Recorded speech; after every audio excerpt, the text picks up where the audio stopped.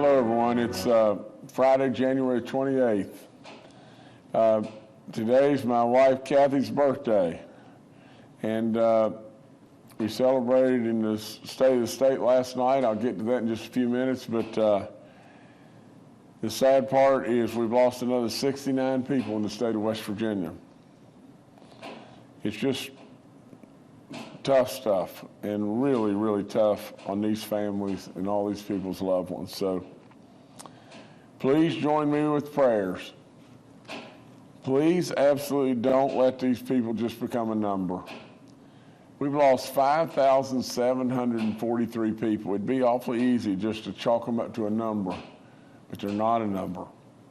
There's somebody that's a mom, a dad, brother, sister, child, whatever it may be. Absolutely, please remember them. The 5,675th death is a 77-year-old male from Fayette County. The 5,676th death is a 53-year-old female from Jefferson County. The 5,677th death, a 79-year-old male from Clay County. The 5,678th death, a 61-year-old female from Mason County. The 5,679th death, an 88-year-old male from Barber County. The 5,680th death, a 65-year-old female from Wyoming County. The 5,681st death, a 64-year-old female from Raleigh County. The 5,682nd death is a 60-year-old female from Logan County. The 5,683rd death, a 36-year-old female from Raleigh County. The 5,684th death, an 85-year-old male from Marion County. The 5,685th death, an 88-year-old male from Preston County. The 5,686th death, a 71-year-old female from Berkeley County. The 5,687th death, an 88-year-old female from Ohio County. The 5,688th death, an 89-year-old male from Cabell County. The 5,689th death, a 92-year-old male from Logan County. The 5,690th death, a 58-year-old male from Braxton County. The 5,691st death, an 82-year-old male from Wood County. The 5,692nd death, an 87-year-old female from Taylor County. The 5,693rd death, an 85-year-old female from Mercer County. The 5,694th death, an 82-year-old female from Berkeley County. The 5,695th death, a 64-year-old male from Nicholas County. The 5,696th death, an 88-year-old male from Lincoln County. The 5,697th death, a 45-year-old female from Marion County. The 5,698th death, a 55-year-old female from Berkeley County. The 5,699th death, a 73-year-old male from Raleigh County. The 5,700th death in West Virginia is a 55-year-old male from Mercer County. The 5,701st death, a 67-year-old male from Taylor County. The 5,702nd death, an 83-year-old male from Hampshire County. The 5,703rd death, an 84-year-old male from Taylor County. The 5,704th death, a 66-year-old male from Berkeley County. The 5,705th death is a 66-year-old male from Ohio County. The 5,706th death, a 95-year-old male from Mercer County. The 5,707th death, a 64-year-old male from Berkeley County. The 5,708th death, a 65-year-old male from Monongahela County. The 5,709th death, an 86-year-old male from Jackson County. The 5,710th death, a 54-year-old female from Monroe County. The 5,711th death, a 56-year-old female from Cabell County. The 5,712th death, a 94-year-old female from Brooke County. The 5,713th death, a 61-year-old male from Wood County. The 5,714th death, a 97-year-old male from Berkeley County. The 5,715th death is a 59-year-old female from Jefferson County. The 5,716th death is an 82-year-old female from Lewis County.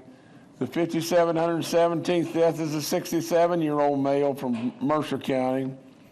The 5,718th death is a 36-year-old female from Berkeley County. The 5,719th death is a 72-year-old female from Fayette County. The 5,720th death is an 82-year-old male from Harrison County. The 5,721st death is a 65-year-old male from Barber County. The 5,722nd death is an 88-year-old male from Marion County. The 5,723rd death is a 71-year-old male from Fayette County. The 5,724th death is a 55-year-old male from Wyoming County. The 5,725th death, a 67-year-old female from Logan County. The 5,726th death, a 75-year-old male from Marion County. The 5,727th death is a 71-year-old female from Mercer County. The 5,728th death is a 51-year-old male from Kanawha County. The 5,729th death is a 90-year-old male from Wyoming County. The 5,730th death in West Virginia is a 101-year-old female from Morgan County. God bless her. The 5,731st death is a 77-year-old male from Brooke County. The 5,732nd death is a 79-year-old male from Raleigh County. The 5,733rd death is a 67-year-old male from Ohio County. The 5,734th death is an 85-year-old female from Greenbrier County. The 5,735th death is a 38-year-old male from Wayne County. The 5,736th death is a 37-year-old male from Raleigh County. The 5,737th death, another 30-year-old, a 39-year-old female from Raleigh County. The 5,738th death, 5,738th death is a 94-year-old male from Raleigh County. The 5,739th death is a 77-year-old male from Raleigh County. The 5,740th death is an 82-year-old male from McDowell County. The 5,741st death is a 81-year-old female from Putnam County. The 5,742nd death is a 78-year-old male from Marion County. And the 5,743rd death, 5,743 people have died. And this is an 87-year-old female from Logan County. Overwhelmingly, the people that we are losing, the people that we've already lost, are unvaccinated. All I ask you to do is consider and stack the deck in your favor. Absolutely, you should do that. Our active cases are 17,098. We have 4,668 new positive cases in the last 24 hours. Daily positivity rate, I can remember when it crossed 10 at 10 point something we thought was terrible. It's at 17.63. Cumulative is at 7.97. Recovered cases are 416,048. There's 1,063 people hospitalized right now in West Virginia. I think that's the highest number that we reported in this last go-round. Am I right about that, Jordan? Well, we'll find out in just a second. There's 225 people on ICU units, and I'm sorry, that there's 225 people in the ICU units, and there's 122 that are on ventilators.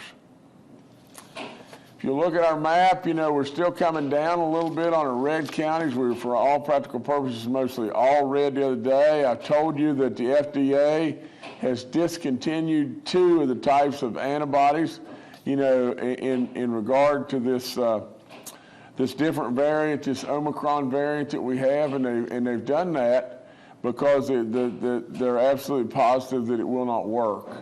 And so, you know, they are recommending these two pills to take, 2 oral pills, and 1 type of antibody. So We'll keep working that. You know, my medical team, you can hear from them on that. The home test, go to our covidtest.gov and you can get information how you can get the 4 free home tests and the free N95 mask, you know how that's all going to come out and everything, and they're being made available at the pharmacies, and you should be able to get those this week or late this week, you know, like now or next week. We continue to thank our National Guard. I said it over and over last night. These people are true heroes beyond belief. Right now, my report says we've got 275 guardsmen or guards ladies that are working now in 34 different facilities in West Virginia, but it could very well be more than that. And our other people will report in. And it just flashed up to me that absolutely this number of hospitalized, and I want to make sure and go back to that in just one second, but hospitalized folks in West Virginia are 1,063 right now. There's 225 in the ICU units, 122 that are on ventilators, but the number hospitalized of 1,063 is the all-time record in West Virginia.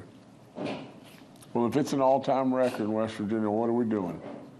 We're absolutely flooding our hospitals. We're overrunning our hospitals. And if we don't watch out, we're going to have real problems there. I remind you about being 65. If you have any symptoms, go get tested. I remind you, if you're 65 and above and you're going, or 50 and above, and you're going into a setting indoors with a lot of folks you don't know, really consider, if you've got any compromising issues, to wear a mask.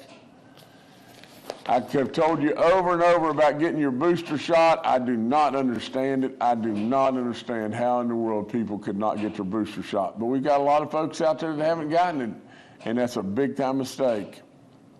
We continue to make little improvement, and Dr. Marsh told me a thing last night. Now, I guess there's a movie or something like that, that the tide washed in and all these starfish were on the beach. And they're drying up, and there's a little boy there. And the little boy was picking them up and throwing them back into the ocean. And someone walked up and said, son, there's no way in the world that you're going to get all those and throw them back in the ocean. You're wasting your time. There's no way that you'll be able to get all of them back in before they die.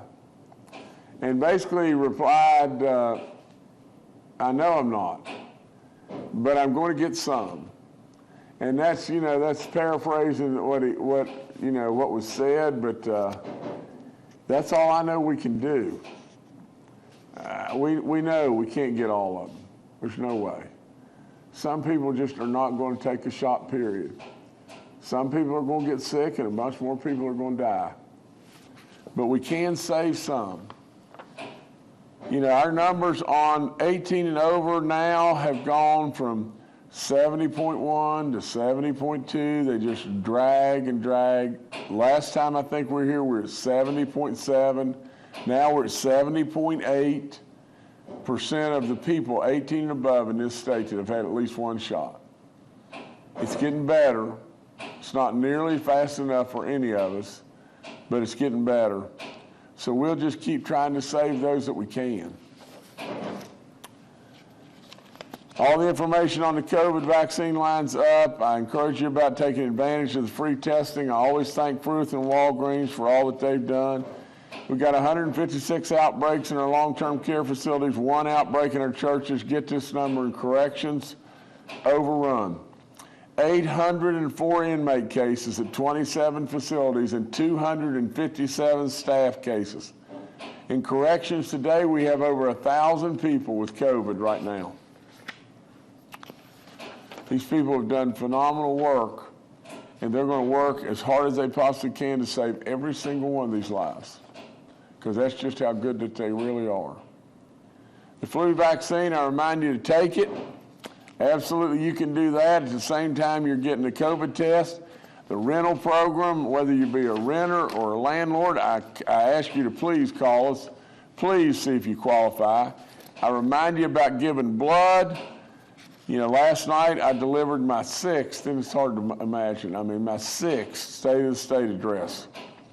I appreciate the House and the Senate letting me come in and everything, you know, as late as I did, because what happened when my regular scheduled time, you know, I ended up with COVID, and the day before, and it just came out of nowhere, and it was pretty nasty. In fact, it was really, really nasty. But nevertheless, we gave a lot of news about a state that is really right side up. It's really become that diamond in the rough. You know, I said last night, and I mean it, and I'll stand right behind it until I die. And that's all there is to it. I believed wholeheartedly with all in me that we needed to be that frog that was proud of our own pond. And I said last night, I am the proudest of all the frogs, the proudest of our pond. Because now there may be somebody equal to the pride that I have in West Virginia and the love that I have in West Virginia. And I can promise you, to God above, all the bad jokes and the bad comments, you know, by the people out there in the world, whether it be Bette Midler or whomever it may be, you know, in my world, they just don't work. And I'm going to keep standing up for West Virginia. I don't care what anybody says. That's all there is to it. Absolutely, I love our people and I love our state. And to be perfectly honest, the very people, you know, that you know, don't like you saying something back, they're jealous. They're jealous of how good West Virginians are doing, and the fact that they've always beat us down. Like, you should know your place. You're West Virginia. Well, I don't buy in that except one thing. Yeah, West Virginia should know their place, and that's to be first. That's to be absolute first, because we are the very, very best of the best. So anyway, thank y'all for, you know, the House and the Senate for letting me deliver my State of the State. We got another storm coming. You know, it's winter time. It's January. You know, our Department of Transportation's ready. They'll stay on top of it. We get snow. You know, just take all the proper precautions, enjoy the beautiful, beautiful, beautiful snow that we have in the state of West Virginia. So we'll stay on top of it and keep you posted. I've got an announcement here about the Huntington Fire Chief, Greg Fuller. You know, he's getting ready to go into his second term, you know, or second stint as our Huntington Fire Chief. You know, he very well could start next month. He is currently the Deputy Director of the West Virginia Department of Homeland Security Emergency Management Division. And he was named this morning as the new Chief of the Huntington Fire Department by the Huntington Mayor. You know, he's a great friend, Steve Williams, and Steve does a wonderful job, and I thank him so much for all that he's doing. And he couldn't possibly be picking a better guy than this guy. So, Greg, we congratulate you, and we'll look for you doing more and more good stuff there. The last thing I've got is a program that we announced last night with the remaining dollars that we had of CARES dollars. We had $22 million left. We're going to put it into this program where we're going to try to absolutely encourage in every way and incentivize others, you know, other people that are still out there that haven't gone back to work. We're going to give them a $1,500 check. If they can demonstrate to us that they can go get themselves a job, we've got all kinds of jobs all over the place where people are waiting on them. If they can go get them a job and they can stay in that job at least 8 weeks, which is not very long, and everywhere we'll give them that $1,500, and that'll be a nice little pop to them. Helps surely with all this inflation stuff that's going on. But more than anything, what we're trying to do is mimic Oklahoma on this. You know, you learn from your neighbors if you'll keep your mind and eyes and ears open and everything. But absolutely, Oklahoma has this program in place, and it's done really good, and it's brought a lot of people back into the workforce for good. That's what we want. We don't want an 8-week stint. We want you to come back, get a taste and a value and the pride to be back working, because that's what West Virginians do. So we're going to try to incentivize you and try to get you across the finish line and then turn you loose and let you go. But anyway, we're going to call it our Job Jump Start program. We've got the lowest unemployment rate in the history of the state, and there's not all that many out there that, you know, that we haven't gotten back in the workforce, but there are there's still a good many that we can get there, so that's what we're going to try to do. That's all I got.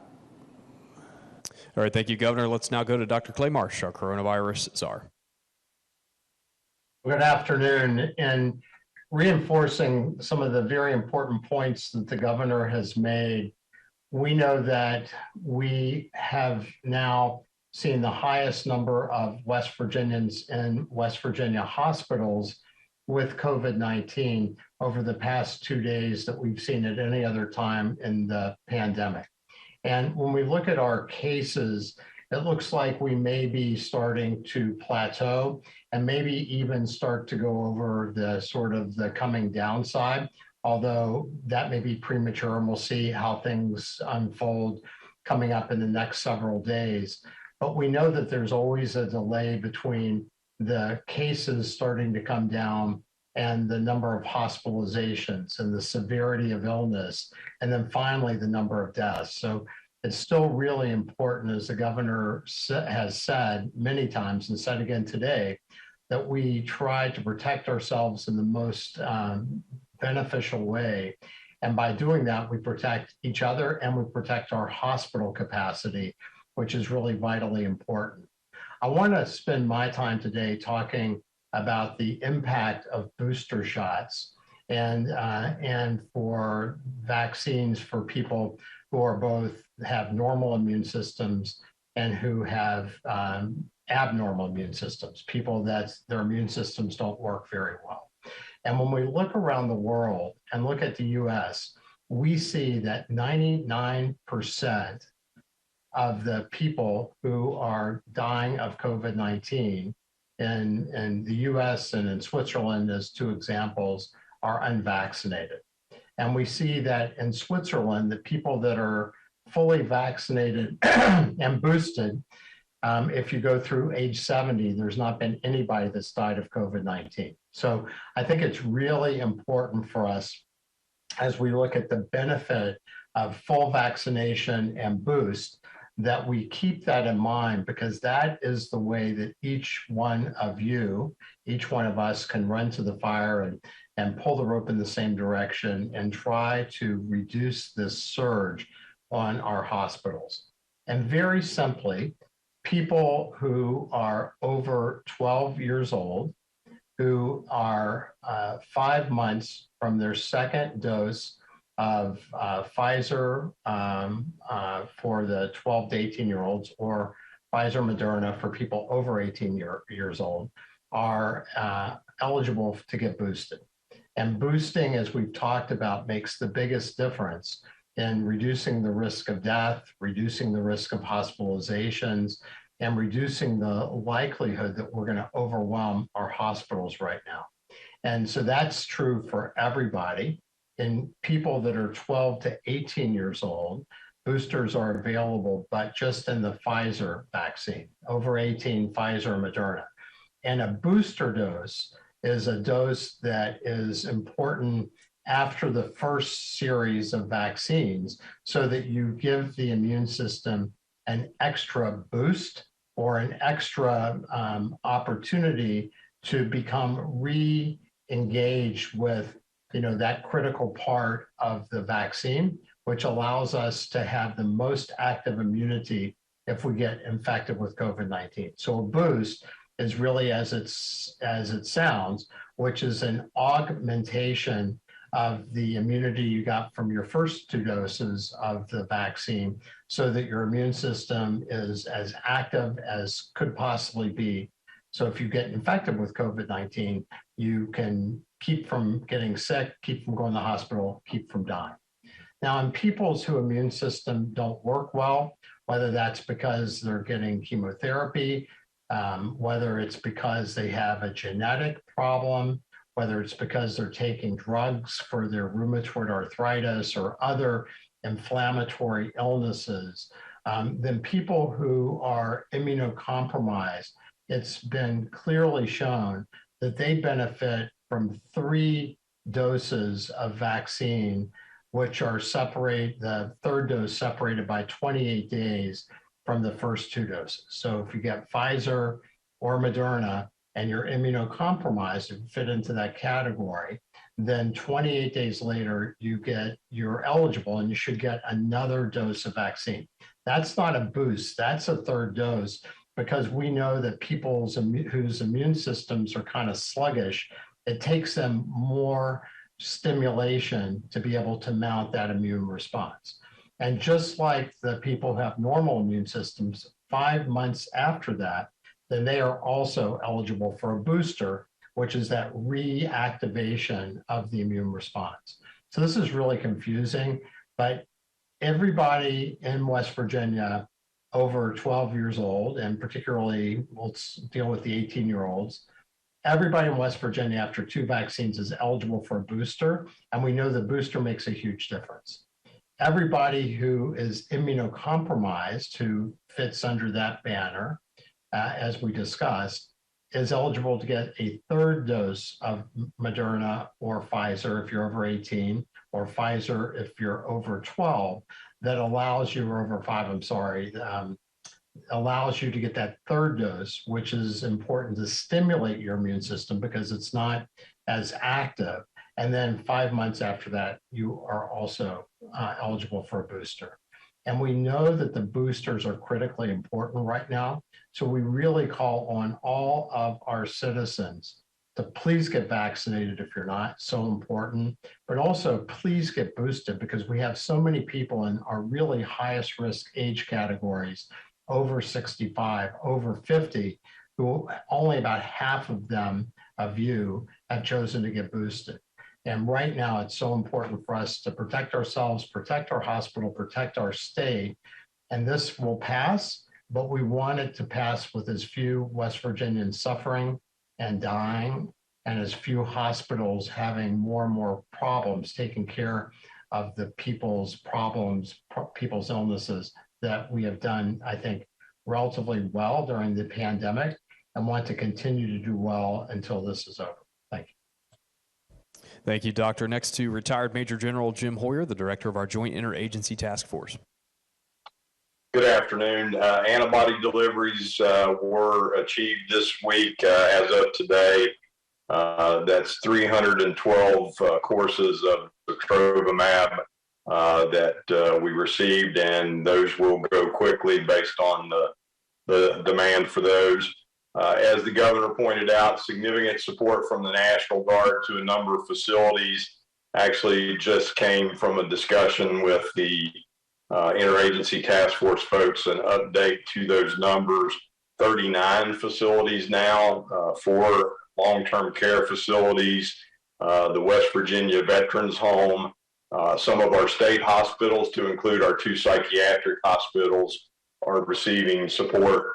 339 guardsmen now assigned. And Jordan, I think you may have some photos of those individuals. As the governor pointed out last night in his State of the State address, and throughout this past week, our guardsmen are providing a variety of support functions to these facilities across the state. They are happy to be supporting our frontline healthcare workers and all those on the front lines of serving West Virginians with COVID. Next, I'd like to highlight some data that reinforces comments made by the governor and Dr. Marsh. Again, if you look at today's hospital numbers, a couple of key things: 149 new admissions, in addition to the number that the governor pointed out. In addition to that, while 68% of those in the hospital are unvaccinated, when you get to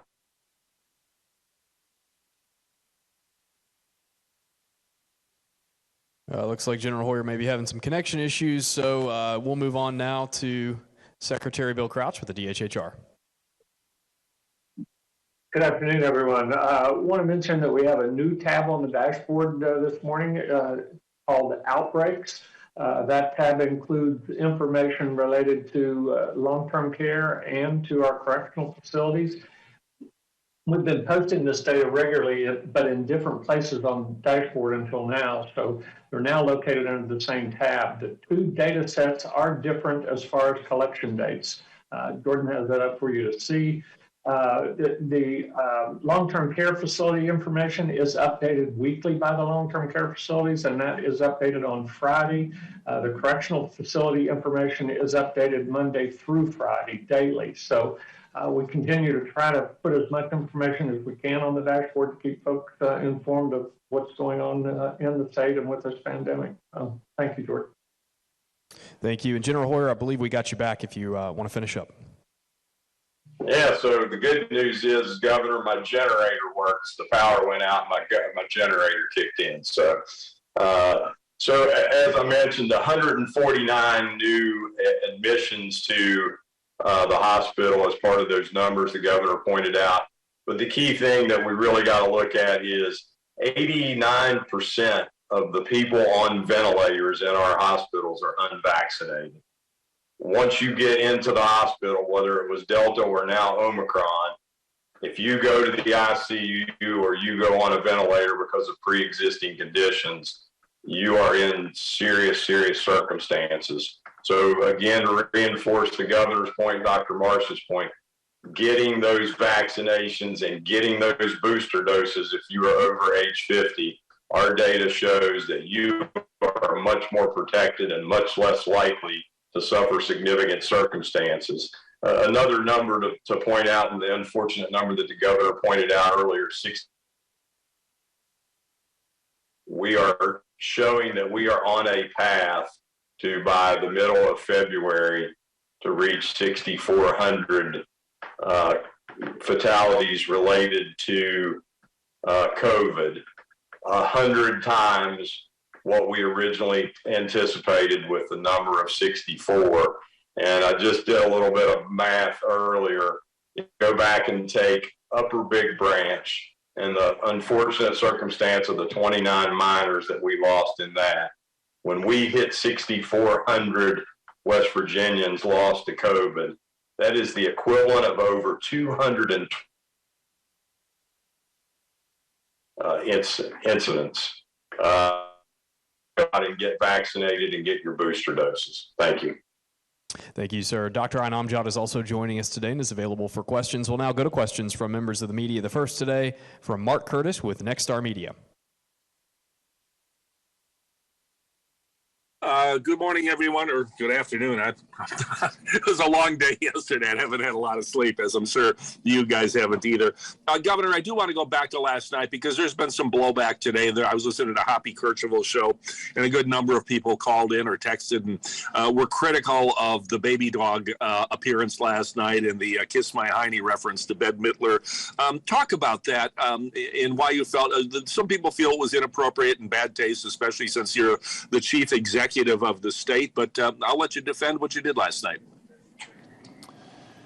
Well, Mark, my feelings are really simple. You know, when it really boils right down to it, I don't like people making bad comments about West Virginia. You know, we got two choices in that. We can either just accept them, you know, or we can reject them. You know, I think, you know, the choice of being passive and just saying, well, I'm going to just always take the high road and not say anything whatsoever, I don't think that that's what we should do. You know, we reported so much good news last night, it's off the chart. And really and truly, that good news just didn't happen by just rolling off the pickle truck. You know, you elected a governor that had a lot of experience and put that experience to work along with a lot of great people from the legislature and great people in his office and a great cabinet and everything. And lo and behold, great stuff is happening beyond belief in West Virginia. Surplus after surplus beyond belief. We've gotten through this pandemic in a lot of ways. We're building roads, tourism exploding. There's so many different things. We haven't forgotten our natural resource people, whether it be coal miners or gas workers or whatever. And there's so much good, so much good, you know, and when it really boils right down to it, you know, we have had so many people throughout all time that have stood up and done great work, and I'll promise you to God above, I am going to defend our people. Absolutely, without any question. Say what you want. But states surrounding us never thought we could compete. The Ohio's or Pennsylvania's or Maryland's, Kentucky, Virginia, whomever it may be, they never thought West Virginia was even a player on the table. And lo and behold, what did we do? We landed 3 incredible companies, just boom, boom, boom. You know, that's not counting Hyperloop and all the different things that are happening in West Virginia, is it? But really and truly, those people last night, here's what they said. Here, and call them. But the Nucors, you know, the Owens and Minor, and the Green Power people, you know what they said last night? They said just this. They said, we only came because of you being genuine. West Virginia is not the standard. West Virginia is absolutely exceptional. We came because you speak the truth. And absolutely, we're not going to go to places, if we can avoid that, where absolutely it is a political circus. Absolutely talk to them. They thought it was absolutely wonderful. They took time to take pictures with Baby Dog. Absolutely, I am going to defend and stand up and say exactly what I said last night. I want to be not only proud of our pond, I am the proudest frog of our pond.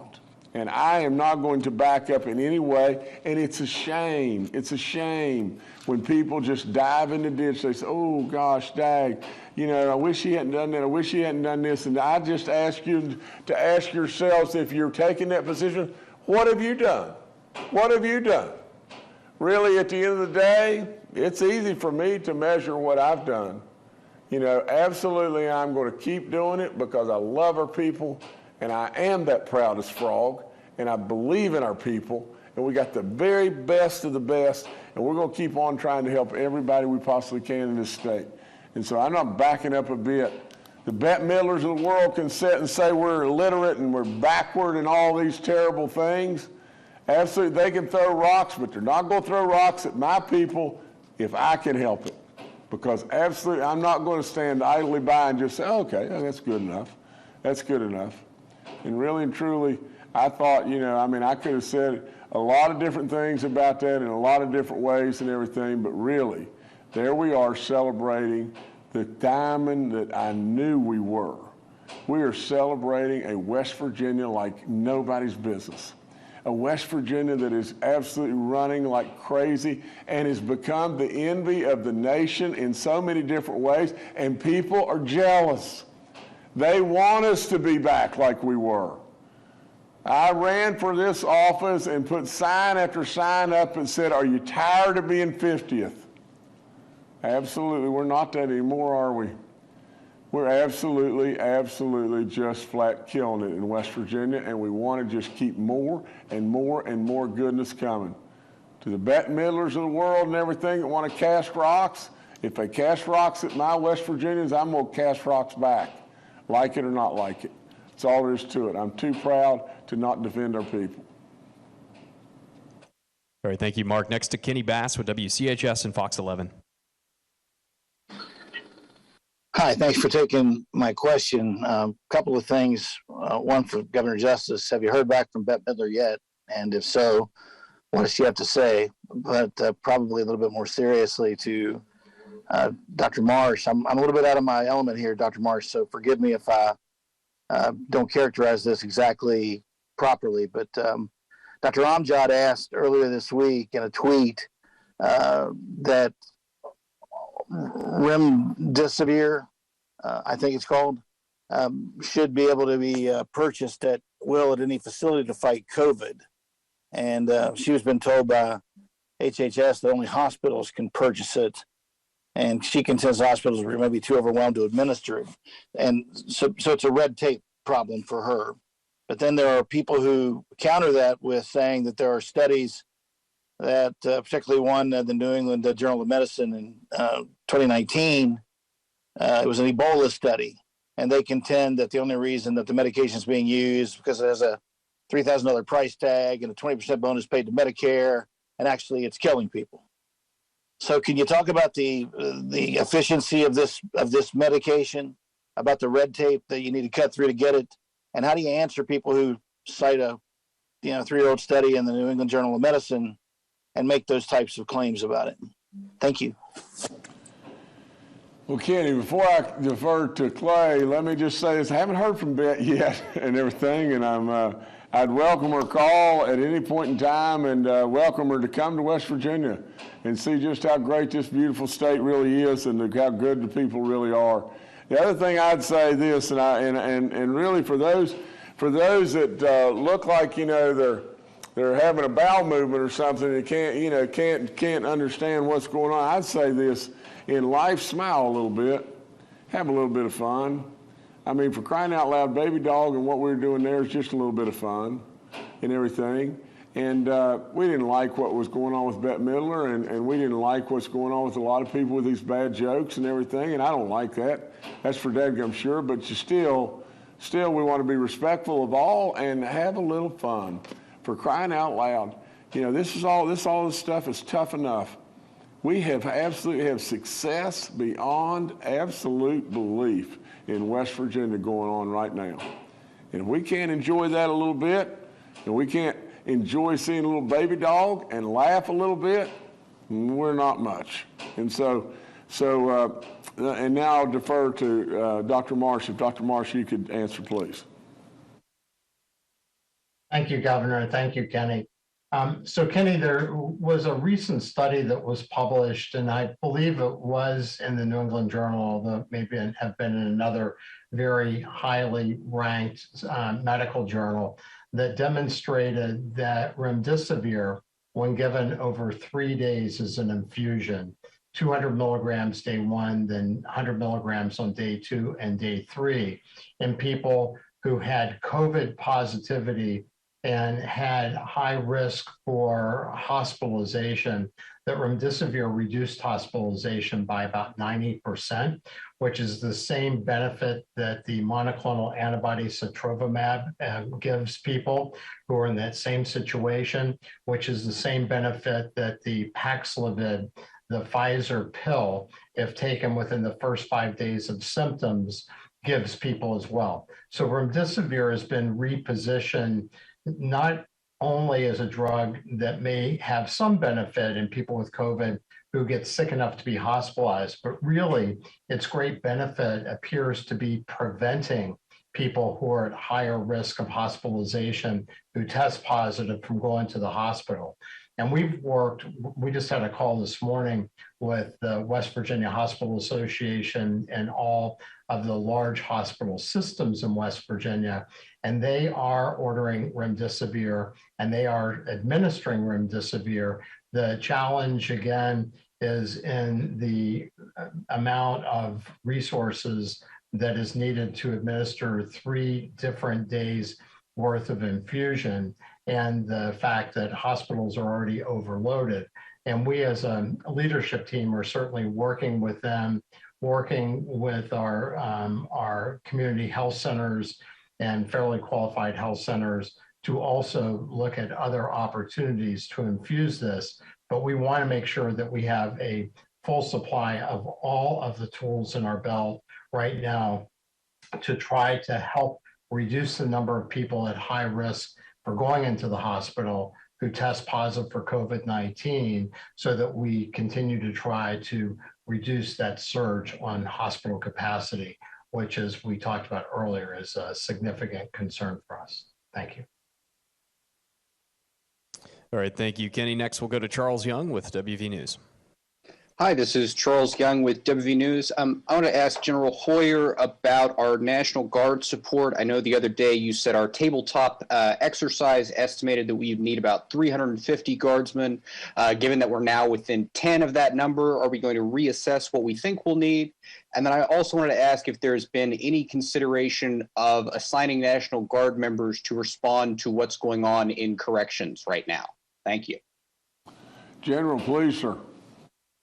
Yes, sir, Governor. So, Charles, Yes, we have been looking at that consistently to see what additional manpower might be available. There's also been discussions with corrections. I hope folks understand that 85% of our members of the National Guard have other civilian jobs, and we have challenges bringing additional personnel on duty. So all that's being looked at and will continue to be managed across the system going forward.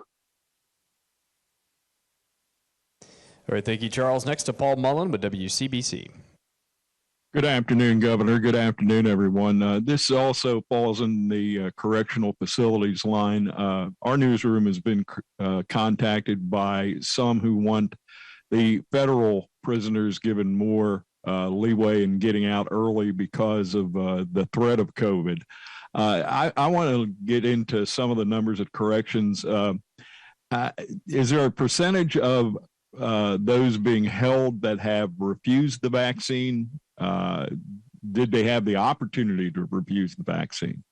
And if they did or did not, there's still an outbreak there. Governor, have you given any consideration to early release for some maybe nonviolent older offenders that would be more at risk for COVID than the younger ones? Thank you. Paul, from my standpoint, you know, I never try to dodge anything. You know that and everything, and I'm not doing that now. But we would surely, I guess you never say never. But I've got to have a lot more information on that, and I think maybe General Hoyer, you can answer some of this. But I think really and truly what you're asking is very good questions and everything. We probably need to do a whole lot more, research and look a lot deeper and everything and get back to you. But General, please. Yeah, Paul, as Governor pointed out, every day Secretary Sandy, Commissioner Jibbinen are looking at all the different options to address the challenges of outbreaks within facilities, and I'm confident that they're working on a variety of recommendations for addressing that to the governor. All right, thanks, Paul. Next to Jocelyn King with Ogden Newspapers. Yes, I was just wondering, as a number of us are here, the antibodies that are being, the antibody treatments that are being distributed now, are they as effective against other types of the COVID virus as they are on the Omicron strain? Dr. Morris, this is you, sir. Thank you, Governor, and thank you, Jocelyn. So research was done to look at the ability of these different monoclonal antibodies to bind to and neutralize the ability of different forms of COVID-19 from being able to infect us.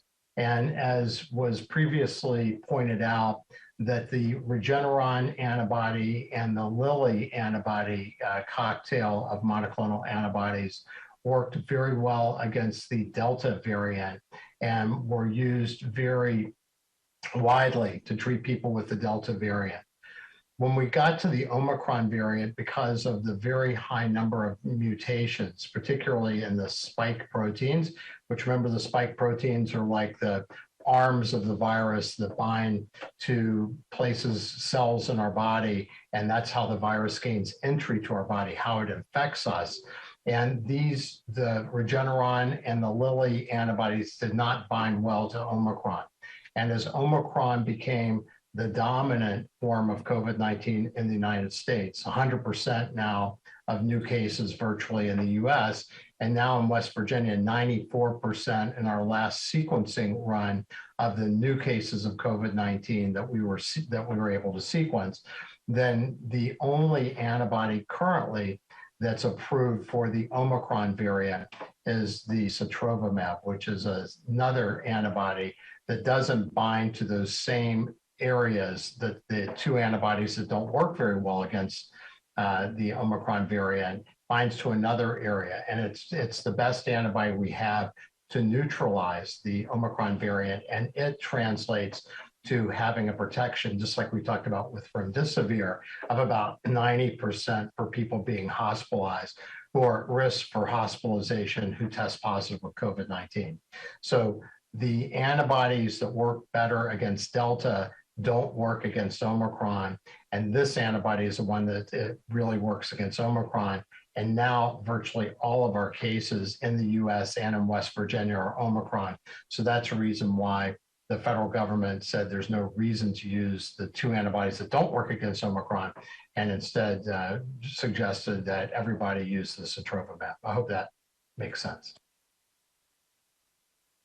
All right, thanks, Jocelyn. Next to Marley Pinchok with WSAZ. Good morning, Governor. So this week, as you mentioned, West Virginia has reached its all-time high when it comes to hospitalizations.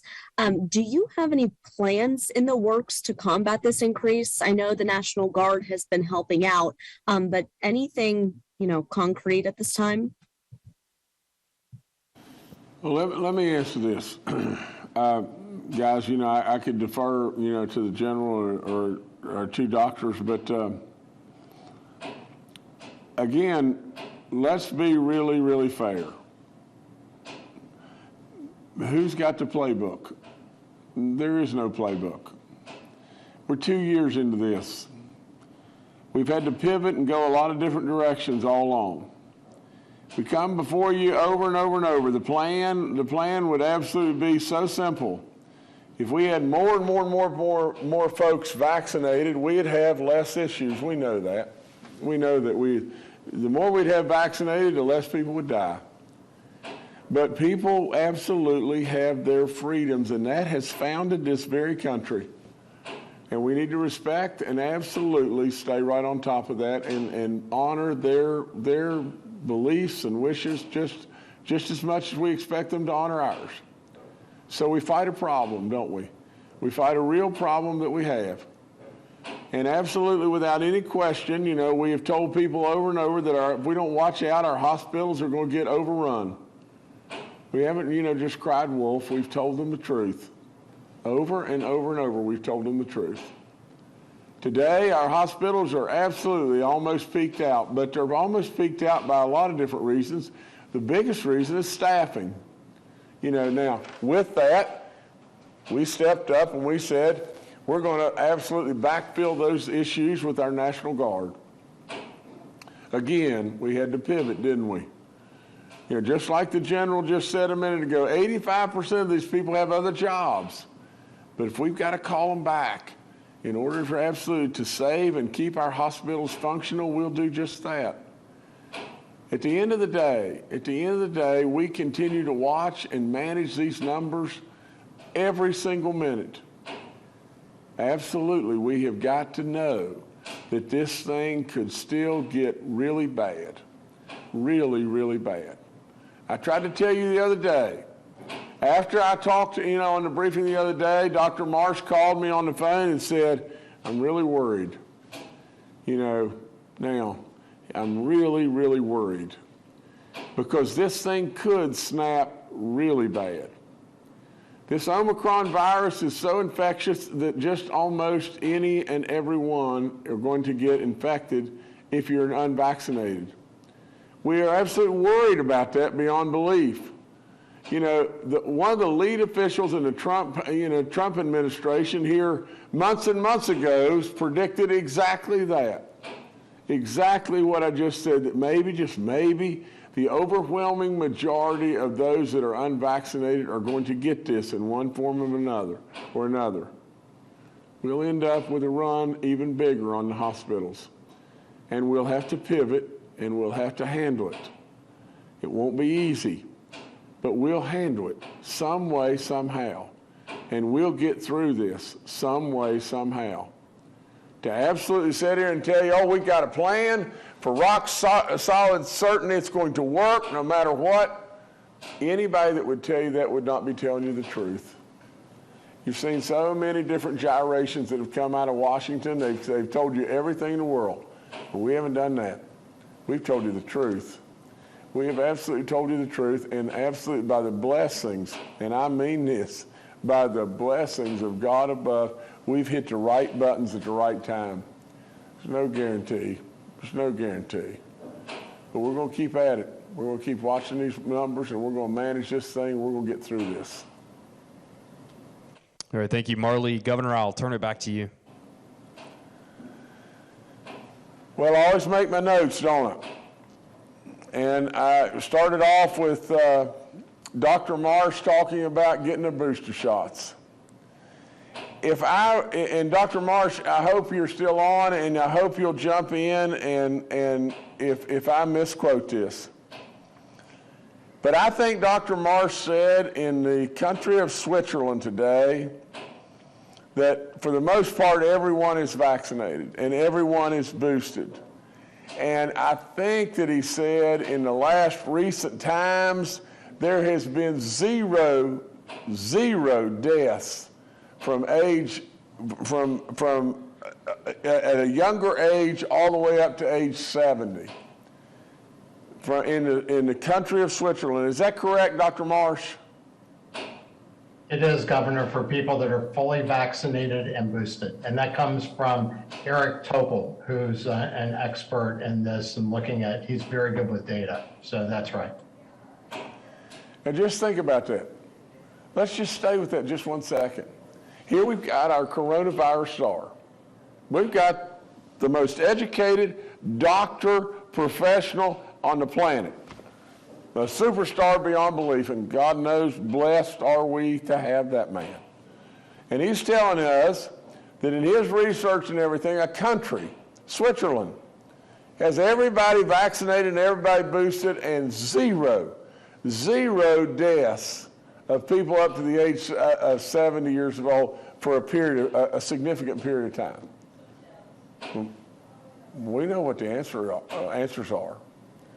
And absolutely, we better be listening to that man and all of our experts, and hopefully me too.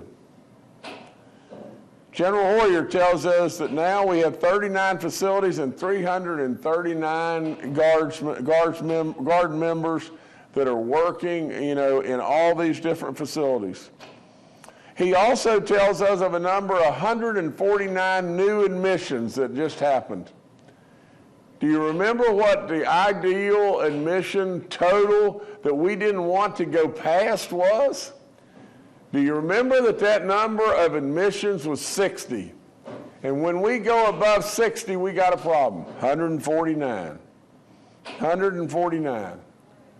That's not any good. The other thing is just this, and I'll end by just saying this. My methodology, my DNA has always been the same. I probably do a few things that are a little out there, and I probably make you smile and make you laugh some. And some people that are just too much a prune, they just can't get through life and have any moment of joy in any way. They pick at it and all that, and I could care less. But the one thing I absolutely do is I always tell you the truth. Whether it's a country talk or a straight talk, that's all I know to do. That's all I know to do. I have said it so many times. If the art of the deal is so easy, if you'll just think about it. I have made deal after deal after deal after deal. Just made a bunch with gigantic companies that came here. And in those deals, if you'll just step back and think, here's the way to do it, ask who you're in the deal with. What would be utopia? What would be the best for you? Tell me. And then I'll tell you the best for me. And then let's two of us work together to get as close to that as we can. You don't need to try to one-up somebody. You don't need to try to be the winner and then be the loser. In a deal like that, it never works. It never, ever works. Most of the time, it doesn't ever get done. But then, if it is done and somebody's a loser and somebody's a big winner, it's not good and it won't work. So I do this. I tell you the truth. I give you absolute straight talk, and I'll defend you to my grave. That's what I do. And then I say to you, let's evaluate if it's working. Let's just evaluate if it's working. You know, my dad always said, don't confuse effort with accomplishment, son. You've got to achieve. Last night, if you listened to the State of the State, you saw achievement beyond belief. You saw a state that really and truly, when we walked in the doors, the state was bankrupt. And you see a state now that is doing so good, it is off the chart how good it's doing. And I don't need all that credit in any way. I am telling you, there's so many good people. There's great, our House, our Senate, absolutely, there's so many good people along the way that work in my cabinet and right in my office that have done so much goodness, it is unflat believable. They needed a coach, and I've been the coach.